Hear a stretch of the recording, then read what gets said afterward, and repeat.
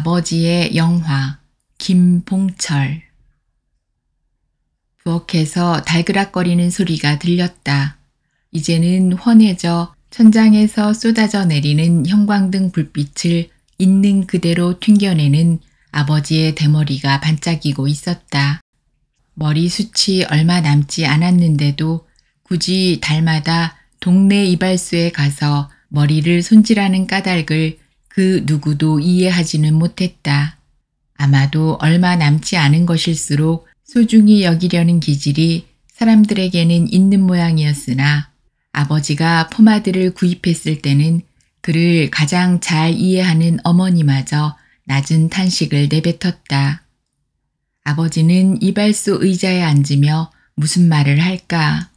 짧게 다듬어 주세요 라고 이야기를 할까? 아니면 숨만 살짝 쳐주세요 라고 이야기를 할까?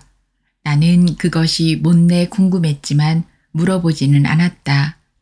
이발사는 그 머리를 보며 무슨 생각을 할까?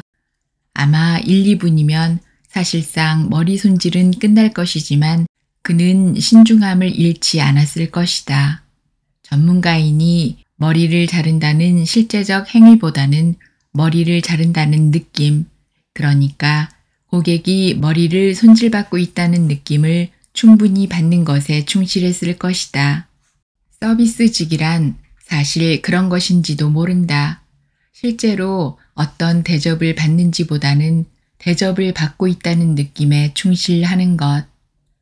싱크대 앞에서 트렁크 팬티만 입은 채로 꽃무늬 앞치마를 하고 있는 그의 모습을 보는 일은 애처로웠다. 노년을 이유로 아파트 경비원 자리에서 실직 후 보험 영업일을 하시는 어머니에 의해 가정은 꾸려져 갔다. 어떠한 대화나 타협의 과정도 따로 진행되지 않았으나 암묵적으로 아버지는 집안일을 하기 시작했다. 빨래 바구니에 모인 세탁물들을 세탁기에 넣어 돌리거나 설거지를 하고 반찬을 해두었다. 반찬은 대체로 작고 때때로 달았으며 그리고 맛이 도통 없었다. 퇴근하고 오신 어머니는 인상을 쓰며 숟가락을 내려놓고 조용히 밥상을 물리고는 했는데 그건 내가 몇십 년 동안 봐왔던 아버지의 모습이었다. 어머니는 매달 일정 금액을 생활비로 아버지에게 송금했고 아버지는 그 돈으로 집안에 필요한 물건들을 구입했다. 가계부를 적었으며 월말이면 어머니에게 확인받고는 했는데 이는 내가 수십 년 동안 봐왔던 어머니의 모습이기도 했다. 단지 역할이 서로 달라졌을 뿐이다.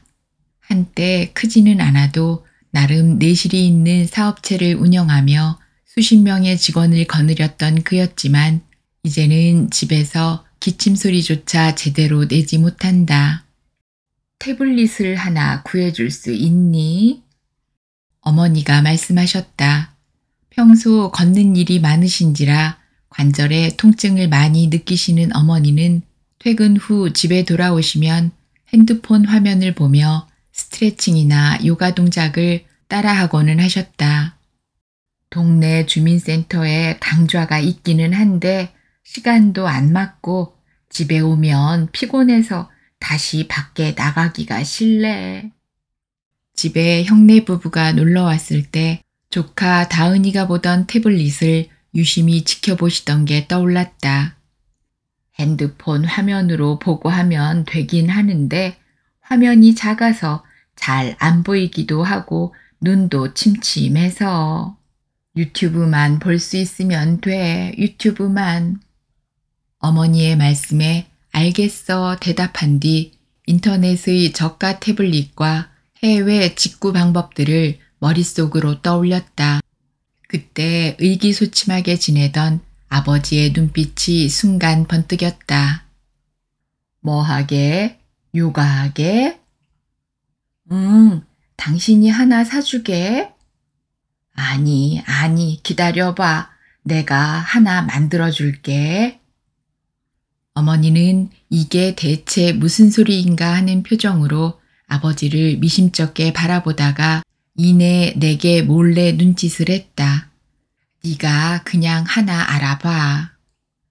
아버지는 놀랍게도 그날부터 그림을 그리기 시작했다. 그러니까 설거지하고 청소기를 돌리고 세탁기로 빨래하는 틈틈이 책상에 앉아 공책을 펴고 볼펜으로 뭔가를 그리기 시작했다는 말이다. 때로는 무서울 정도로 열중했는데 나중에 몰래 들여다보니 주로 이런저런 동작을 하는 사람의 모습이었다. 처음에는 형체를 쉽게 알아볼 수 없을 정도로 인체 비율이 맞지 않는 그림들이었으나 시간이 갈수록 조금씩 사람의 모습을 띠기 시작했다. 그래봤자 아직 유치원에 다니는 조카 다은이의 그림과는 다를 게 없는 그림이기는 했다. 우리 집안에 특별히 예술가적 기질을 가진 이가 있다는 소리는 들어본 적이 없으며 아버지가 젊은 시절 그림에 남몰래 뜻을 품고 있었으나 생계를 위해 청운의 꿈을 버리고 사업을 시작했다는 이야기 또한 들어본 적이 없었으니 이러한 아버지의 열정은 언뜻 보기에 쉽게 이해가 가지 않는 일이었으나 그는 열심이었다.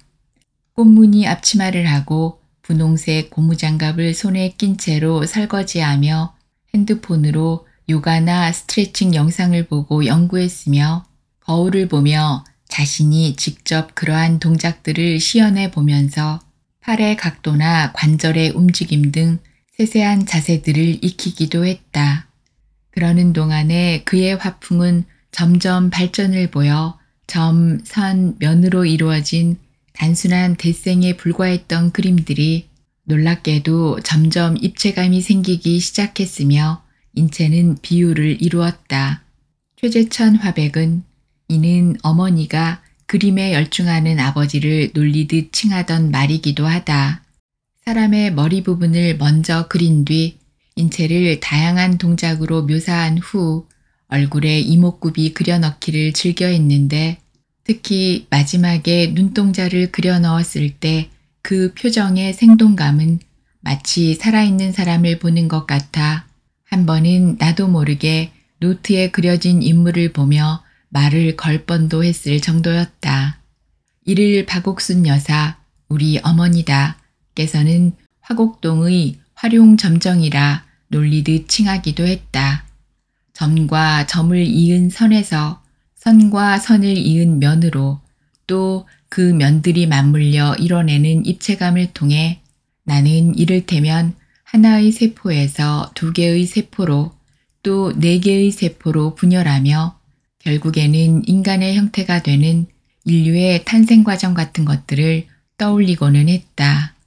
반면 아버지께서는 어머니에게 지급받는 생활비 외에는 일정한 수입이 없었기 때문에 작품 활동에 들어가는 소소한 재료비들, 이를테면 모나미 153 볼펜 한 다스나 공책 같은 것들을 빠듯한 생활비로 감당할 수 없었기에 나에게 부탁하기 시작했다.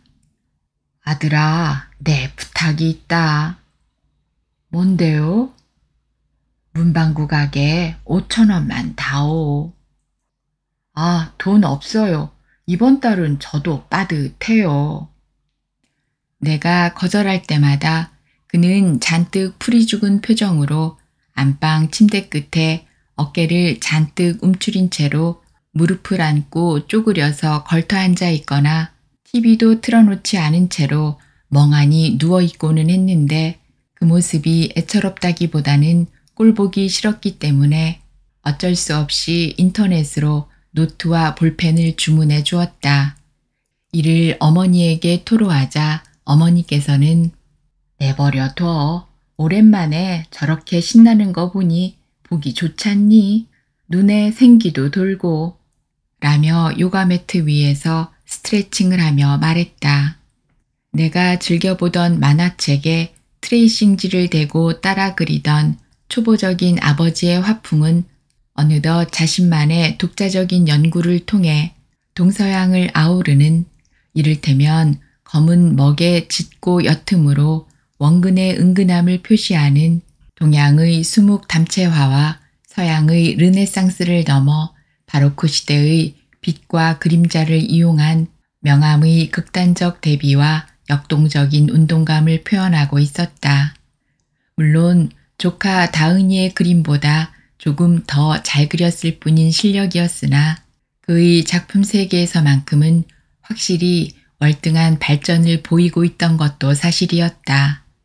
나는 그의 요구에 맞춰 크레파스와 색연필을 주문하면서도 틈틈이 내가 자본을 대서 후원하고 있는 이 가난한 예술가가 나태와 방종에 빠져 작품 활동을 게을리하고 있는 것은 아닌지 몰래 공책을 들여다보며 감시하고는 했다. 각종 요가와 스트레칭 동작 이외에도 그는 노트 한 구석에 다른 것들을 그리고는 했다. 이를테면 자신이 예전에 운영했던 사업체의 공장 그림이나 사업이 망하면서 팔아야만 했던 외제차 같은 것들과 오래전에 돌아가신 할아버지의 얼굴이 서툰 솜씨로 그려져 있었다. 할아버지의 얼굴 밑에는 뭔가를 썼다가 지운 듯 글씨를 알아볼 수 없을 정도로 볼펜으로 덮여 있었는데 그 밑에는 아버지 최순원이라는 6글자만 적혀 있었다. 나는 뒷장을 펴서 형광등 불빛에 비쳐 아버지가 지워버린 글자들을 확인해 보았는데 꾹꾹 눌러 쓴 볼펜 자국은 다음과 같았다. 그리운 아버지. 자신만의 화풍을 체득한 최재천 씨가 이제 무엇을 할지 나는 궁금해지기 시작했다. 그는 내 방 책꽂이에서 내가 대학 시절 보던 두꺼운 원서를 하나 가져오더니 귀퉁이에 차례로 그림을 그리기 시작했다. 이는 전국의 수많은 초등학생이 수업 시간에 즐겨한다는 애니메이션 제작 기법으로 이미 나도 유년 시절에 여러 번 시도해 본 적이 있었기에 고개가 절로 끄덕여졌다. 차렷 자세를 하고 서 있는 인물을 그린 뒤 팔다리를 조금씩 움직여 그려가는 그의 이마에선 땀방울이 하나둘 흘러내렸다. 그림 속 인물들은 누워있거나 쪼그려 앉아서 요가나 스트레칭을 하기 시작했으며 표정은 항상 밝게 웃고 있었는데 밝은 표정을 그릴 때면 그도 왠지 모르게 어느덧 따라서 웃고 있었다. 인상을 쓰고 있는 건 이 모든 과정이 귀찮았을 뿐인 나 하나였다. 그림의 마지막엔 어김없이 그는 눈동자를 그려 넣었는데 이것은 화곡동 활용점정. 아들아. 예. 네가 넘길래 내가 넘길까? 저요? 며칠간의 제작 기간을 거쳐 10가지 정도의 동작을 전부 그려낸 그는 핸드폰 카메라를 켠 채로 말했다. 그래, 이제 촬영을 해야지. 아, 아무거나요? 그래, 그럼 네가 넘겨라. 내가 연출을 해야 하니깐. 두꺼운 원서책의 한쪽 모퉁이를 붙잡고 그림이 움직이는 것처럼 보이도록 차르륵 소리를 내면서 넘겼다. 아버지는 핸드폰 카메라를 들고 이를 동영상으로 찍기 시작했다. 다시, 너무 빠르잖아. 몇 번의 디렉팅을 통해 나는 어느덧 아버지가 원하는 적정한 속도를 익힐 수 있었고 결국 10개가량의 요가 영상이 제작되었다.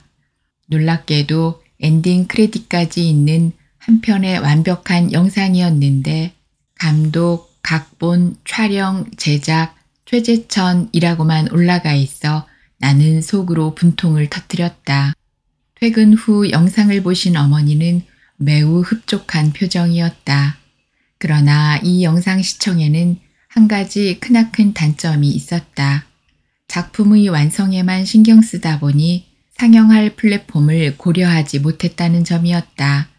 어머니는 예전처럼 핸드폰으로 보셔야만 했다.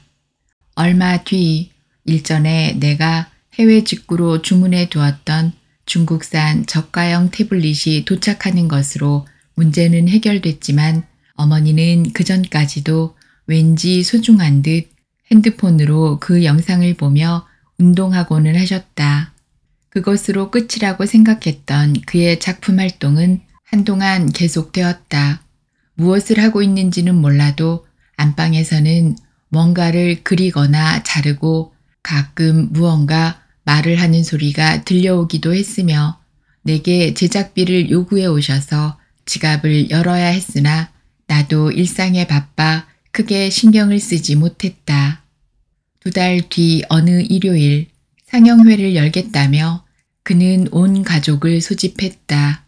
오랜만에 보는 형과 형수님과 조카가 집에 찾아왔고 저녁 식사로는 오랜만에 어머니께서 소 불고기를 만드셨다.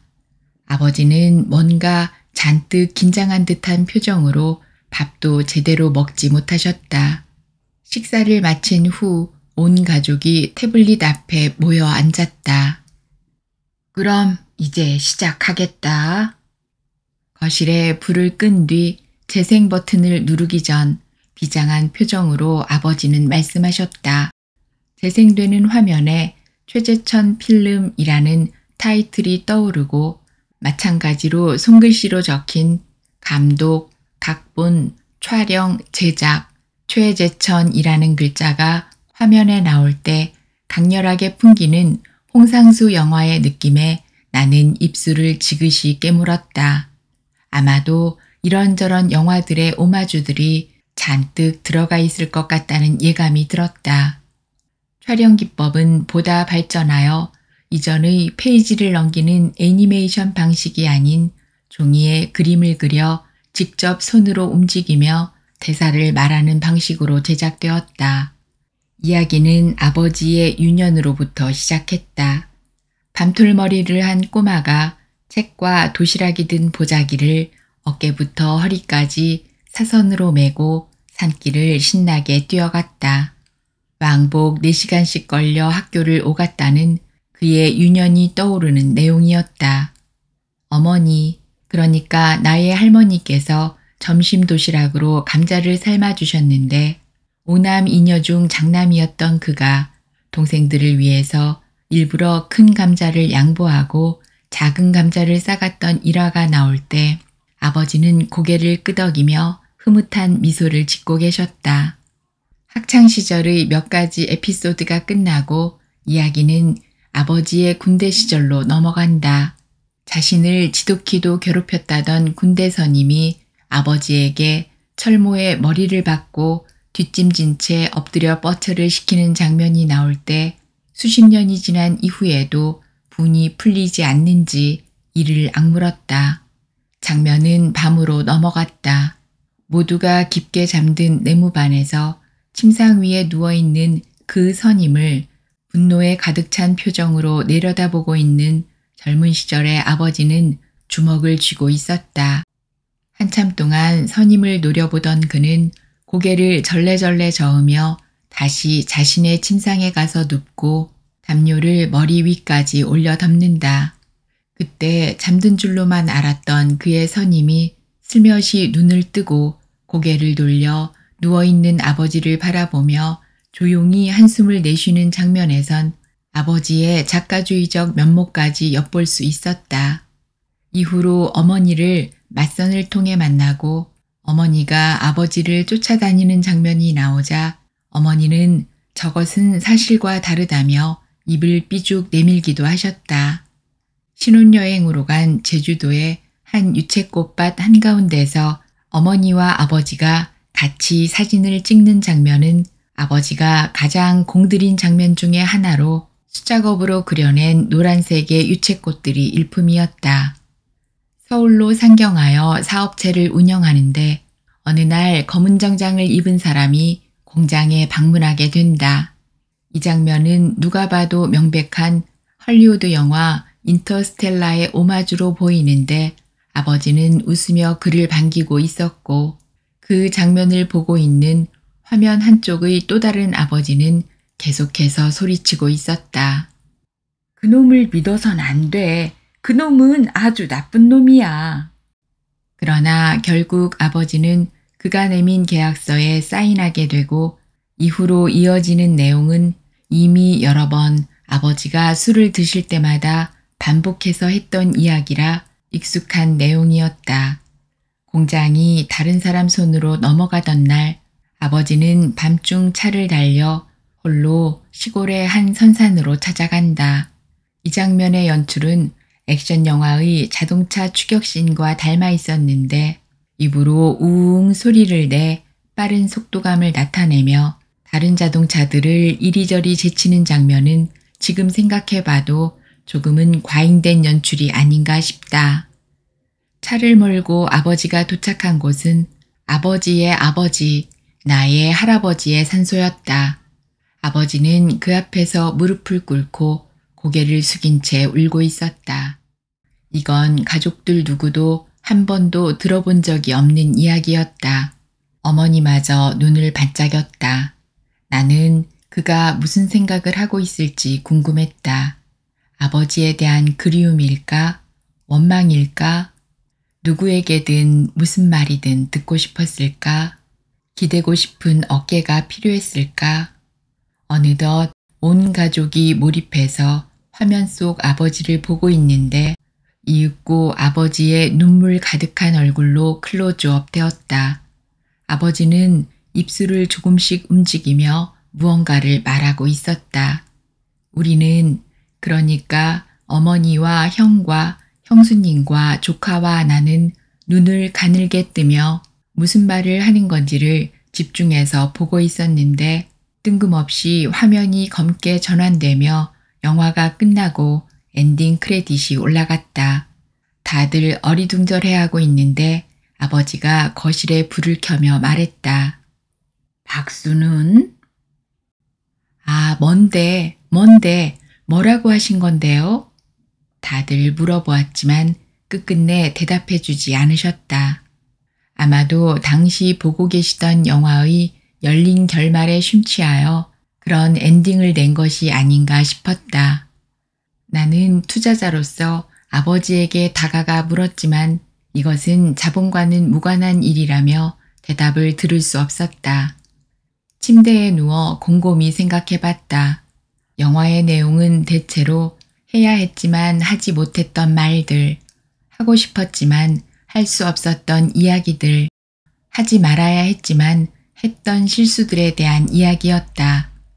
어쩌면 인생은 결국 그런 것의 연속인지도 모른다.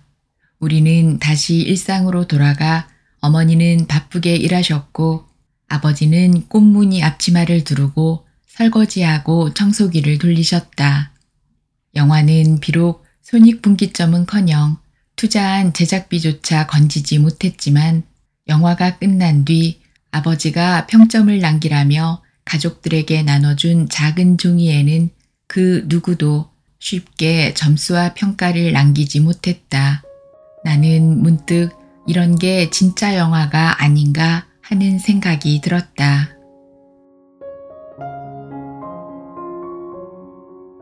오늘 들으신 작품은 김봉철 작가의 단편소설 아버지의 영화였습니다. 함께 해주셔서 고맙습니다.